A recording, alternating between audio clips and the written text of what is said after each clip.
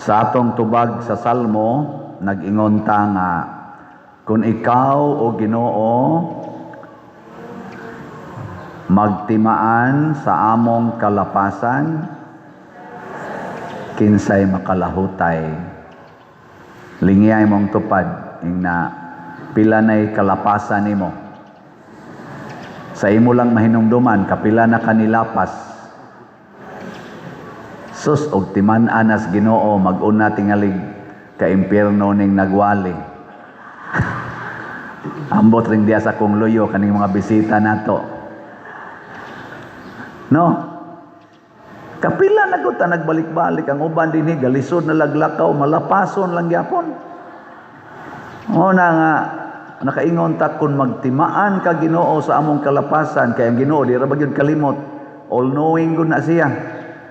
Kumpleto siya sa record, gikan pa sa una natong paglapas, hangtod karon og sa umaabot natong kalapasan, kumpleto ang records Ginoo to the last minute.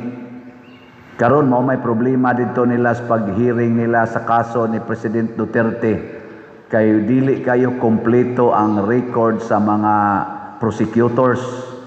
Matod pa sa defense panel, very weak ang inyong mga evidence.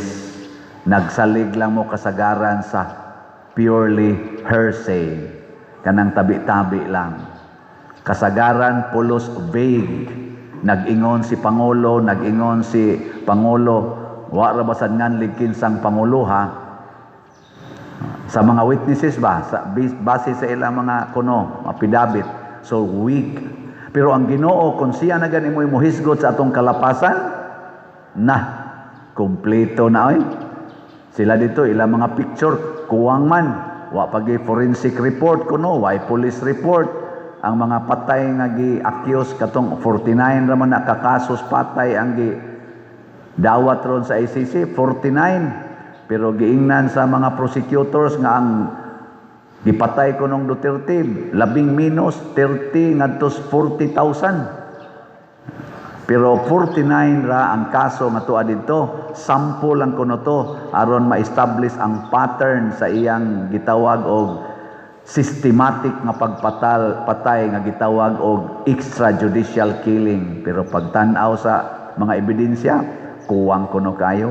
Hearsay unya naapagyud kunoy mga witnesses nga ang ilang opinion sa usa ka kaso, duha ka witnesses nag-conflict pagyud ang ilang opinion, ana ba?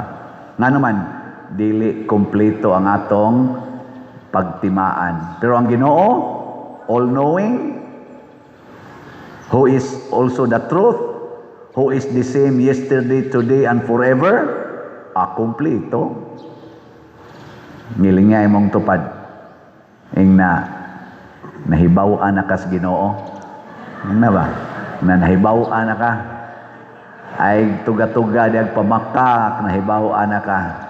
Nahibaw-an na sa Ginoo nga giuban na gyud ka. Ay pagkulor-kulor na imong buhok, kay hibaw-an na ka. Nahibaw-an na sa Ginoong katag kay nang imong original nga kilay, nya karon imo na lang nang gibadlisan mo nang murag tarong tan-aon.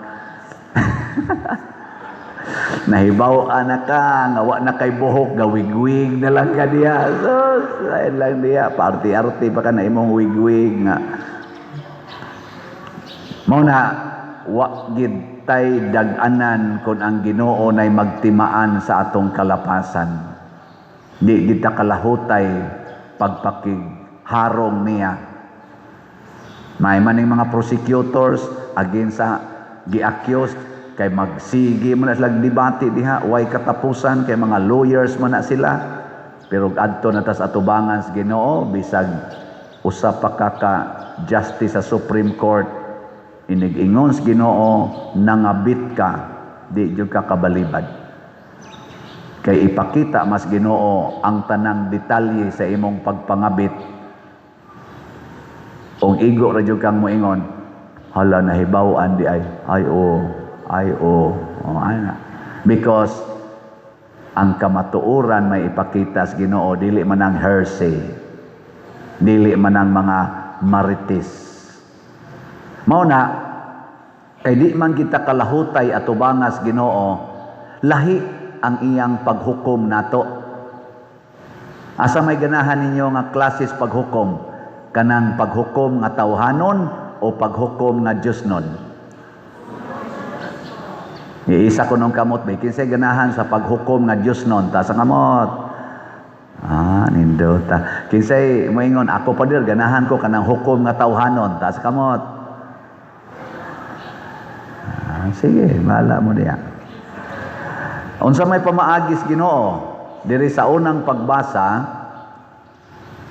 ningon diri, ang taong dautan unya mobiya sa iyang sala ug magbuhat og maayo, papason sa Ginoo ang tanan niyang kadautan ug makasulod siya sa langit tungod sa iyang gibuhat nga maayo. Ang maayo, ang matarong sad nga tao unya magbuhat og sala, kalimtan sad sa Ginoo ang iyang mga maayong buhat ug ibutang siya sa impierno tungod adtong iyang sala. Ganahan mo na. Sige kag simba nya pagkasunod adlaw gikan ka simbahan, gilabni imong bag, ningon ka, pisti kang animala ka. Nya ana ka ba? Nya paghuman gipusil ka, namatay ka. Pag-abot nimo sa Ginoo, ang record sa Ginoo didto kadtong pag-ingon nimong pisti animal ka, buanga ka.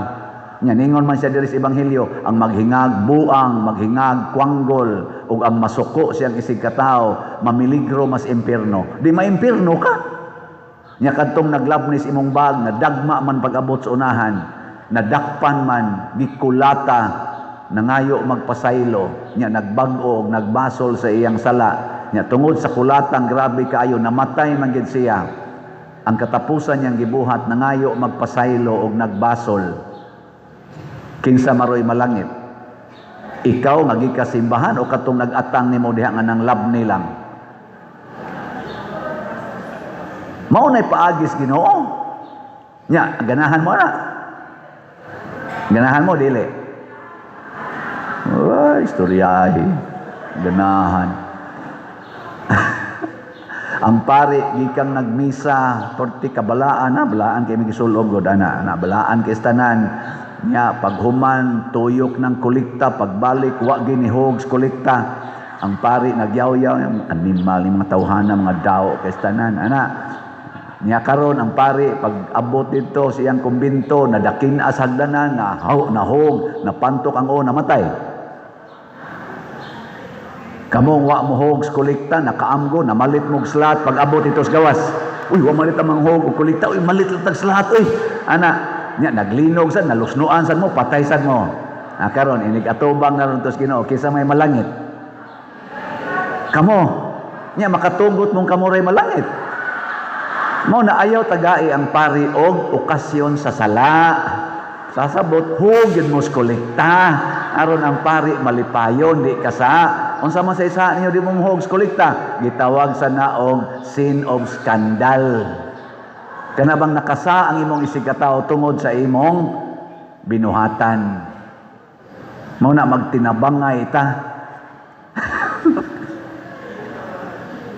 Pero ari ka sa kuan, ari ka sa kanang balaod sa tao, pwede man na maana tan-awar ko ng kasong Presidente Duterte. Ang gikan pas pagka-mayor niya sa Davao kuno, hangtod pagka-presidente niya, kanang iyang gitawag og systematic killing of drug addicts nga EJK.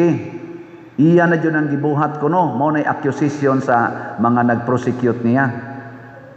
Gihinumduman gitong karaan hangtod sa katapusan. Pero ang Ginoo, ay simple ra kayo. Ang tan-awon ra niya ang katapusan nimong gibuhat. Ang katapusan nimong gibuhat. The last human act. Gamo bisag wa mo kibaw o wa mo kaagig philosophy no or logic inana no. Wa mo kaagi. Anay uban nakaagi. Unsay kalainan sa human act ug act of man? Tubagal na siyang unahon na. Kanis Father Joel Agad, philosopher ni, ang iya dito ang gikuha nga specialization philosophy. Ang ako canon law dito mamis UST. ambot sakto ba ning ako rong isulti. Ang basic nga kalainan sa human act o sa act of man mao kini. Ang human act voluntary, dunay will, dunay imong kabubuton, mo na human act. Ang act of man mao ang involuntary actions, wa na ka maghimo og desisyon. Parehanang nagwali ang pari nya gaduka ka ana wa man ka magdesisyon nga maduka ka, pero saan man yun nga muram ka gihapuhap sa tingog sa pari. Unsa man na di man na voluntary, gitawag nag act of man. Pero tungod kay giduka ka, muhigda ka ng lingkuranan, og magtinambid ka og muhagok og maayo, matog ka ba kay giduka ka, mao na nay gitawag og human act. Kay may desisyon naman ka, dukaa oy muhigda ko, ni desisyon na ka. Mao na gitawag og human act. Plus pare, nay muso diha, siksi kayo. Nya paghuman nilingkod sa tubangan, ni tinambid pagyod, nakapasiplat ang pare, yung pare lami sa nida. Unsa man na siya? Unsa man? Wa man natuyo act of man. Pero moingon ang pare, unsa kay seal number aning ganahan na ikuhaon ko ning seal number ani nya karon ighumas misa ako ning tawgon. Ana amor mo nay buhat aning Father Joel usahay no. Dili aron yang ikatikais. Magkatikais man ni siya kay stricto magani siyang simbahan. Ambot ning yang tupad di pa sa kana moy buhat nagkuyog ra bang duha. So mao na og iyan na nang buhaton, iyan ang tawgon, iyan ang ila-ilahon, kuhaon niyang seal number kay iyan ang giubanan ang iyang pagka-attract sa legs. Unsa naman to? Human act. Mao na bantayan nato ang katapusan natong desisyon sa kinabuhi. Lingi ay mong tupad ingna mo desisyon ka og slot karon o dili. Ingna kano? Ingna unsa imong desisyon ron? Slot o dili? Kay og di ka mo desisyon rog slot, basig mamatay na karong gabi eh. Timan nindot ya kay nang desisyon nga mo palit kog slot karon kay basig karong gabi patay nako. So ang katapusan nimong human act ang pagpalit og slot. Ay ikamatay nimo, igtanaw sa Ginoo record dito. Uy, ang katapusan nimong gibuhat ni tabang mo ka simbahan sud sa langit. Nindot. Pero ang imong katapusan desisyon karon dugaya sa nahumagwali ning pareha. Tuwa para ba ko dito paninglunon nga utang sus maningil para ba ko utang di na turon ako maabutan ron sus kadugay ani. Unya pag abot mo sa una naligsan ka sa balhabal. Yana, pagka wa pa ka kabot dito naligsan ka patay ka igtan-aw dito oy nagdali kas misa naggumbol pa jud kas pare. Unya mo muningil pa jud kas utang. Unsa may na? Unsa man na? Go to hell. Ndotan ano? Ana samtang wap amo maimpirno. Ingna dayon Lord ayaw hinumdumi ang akong kalapasan. Nya motubag sa dang Ginoo dili nako hinumduman basta mo desisyon ka karon nga magbuhat na kag maayo. Kalimti ang mga dautan nimong plano ug ang mga dautan nimong gibati sa imong isigataw kalimti. Niini karong hearing sa ICC kinsa kaha ang malangit nila, si President Duterte o kaning mga prosecutors? Secret. Ayan na lang koan. Ang desisyon ni President Duterte sigon sa iyang gisuwat, di na lang kumuingon og mao ba sa di na siyang kasing-kasing, Ginoo na lang mag-igo, pero sigon sa iyang gisuwat, niingon siya, andam na kong mamatay anytime niining silda nga inyong gibutangan nako. Og kamong naningkamot para niining akong kahimtang karon, sultihan ta mo nga ang akong kasing-kasing ug ang akong kalag belong nasakop gyud sa Pilipinas. ang akong gugma para gyud sa Pilipinas. Mao na ang iyang pasabot, bisag tuwa pa siya mamatay didto o adto siya mamatay, ang Pilipinas mo iyang gihigugma. Iyan ang gisuwat. Sa ato pa mo na iyang desisyon. Unsa man na, maayo o dautan nga desisyon.